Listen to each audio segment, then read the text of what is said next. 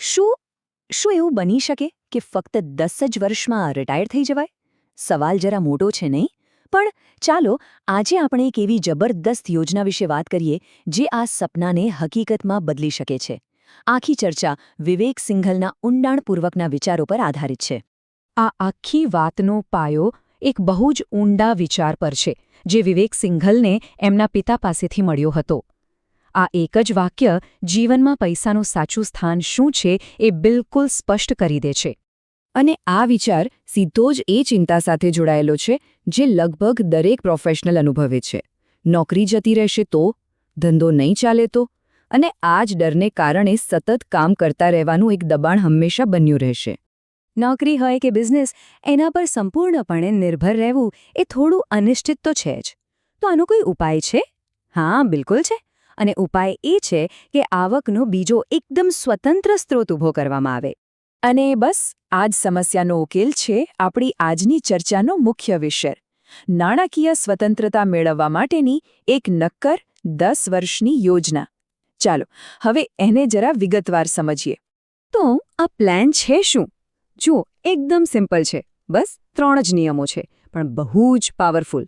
પહેલો નિયમ: જેટલું પણ કમાવ છો એમાંથી 30% બચાવો. બસ 30%. બીજું, એ બચતને શેરબજારમાં રોકાણ કરો.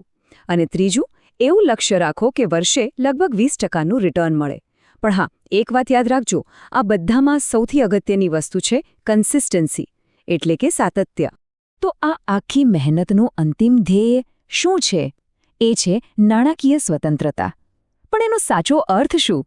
સાવ સરળ ભાષામાં, જે દિવસે તમારા રોકાણમાંથી મળતું વાર્ષિક વળતર તમારા આખા વર્ષના પગાર જેટલું થઈ જાય, બસ એ જ દિવસે તમે સાચા અર્થમાં આઝાદ થઈ ગયા, સમજો. સરસ. ચાલો હવે એ જોઈએ કે આ પ્લાન વાસ્તવમાં કામ કઈ રીતે કરે છે. આ સમજવા માટે આપણે આવકની વૃદ્ધિના આધારે 2 અલગ-અલગ રસ્તાઓ પર નજર કરીશું. આ મંઝિલ સુધી પહોંચવા માટે મુખ્યત્વે 2 રસ્તા છે. એક છે સુરક્ષિત રસ્તો, જે ધીમી પણ સ્થિર વૃદ્ધિ પર ફોકસ કરે છે, અને બીજો છે ઝડપી રસ્તો, જો થોડું વધારે આક્રમક વલણ અપનાવવા માગે છે એમના માટે. ચાલો સૌથી પહેલા એ સુરક્ષિત રસ્તો જોઈએ. ધારી લો કે કોઈનો મહિનાનો પગાર છે 1 લાખ રૂપિયા, બરાબર? હવે દર વર્ષે એમાં 10%નો વધારો થાય છે, જે નોર્મલી થતો જ હોય છે. જો એ વ્યક્તિ નિયમ પ્રમાણે પોતાની આવકના 30% બચાવે અને એને એવી જગ્યાએ રોકે જ્યાંથી વર્ષે 10%નું વળતર મળે, તો વિચારો જોઈએ આ સતત પ્રયત્નોનું પરિણામ શું આવશે? તો 10 વર્ષ પછી આ સાધારણ લાગતા અભિગમથી લગભગ 1,70,00,000 રૂપિયાનું પોર્ટફોલિયો બની શકે છે. આ શિસ્ત અને સાતત્યની તાકાત છે. હવે વાત કરીએ એ લોકોની જેઓ પોતાની કરિયરમાં ઝડપી ગ્રોથની અપેક્ષા રાખે છે. એમના માટે છે આ ફાસ્ટ ટ્રેક. અહીંયા આપણે માનીએ છીએ કે પગાર દર વર્ષે 20% વધે છે અને રોકાણ પર વળતર 25% મળે છે.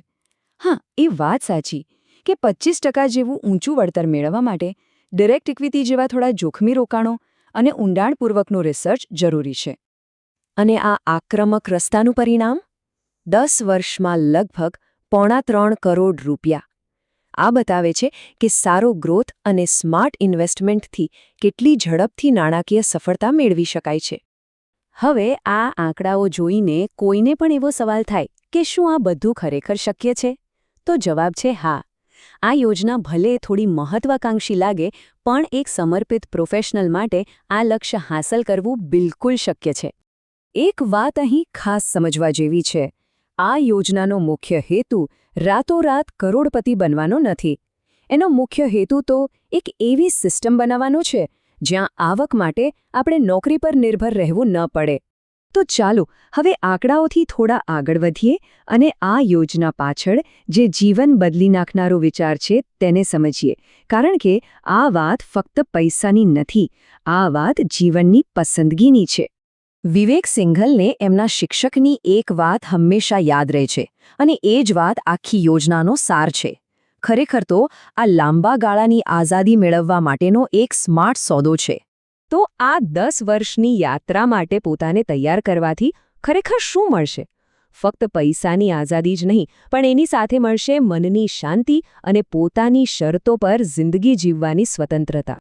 અંતે આ આખી ચર્ચા એક જ સવાલ પર આવીને અટકે છે: હવે દરેક વ્યક્તિએ વિચારવાનું છે કે આવનારા 10 વર્ષનો ઉપયોગ કેવી રીતે કરવો છે. આ પસંદગી તદ્દન વ્યક્તિગત છે, પણ એ જ નિર્ણય ભવિષ્યની દિશા નક્કી કરશે.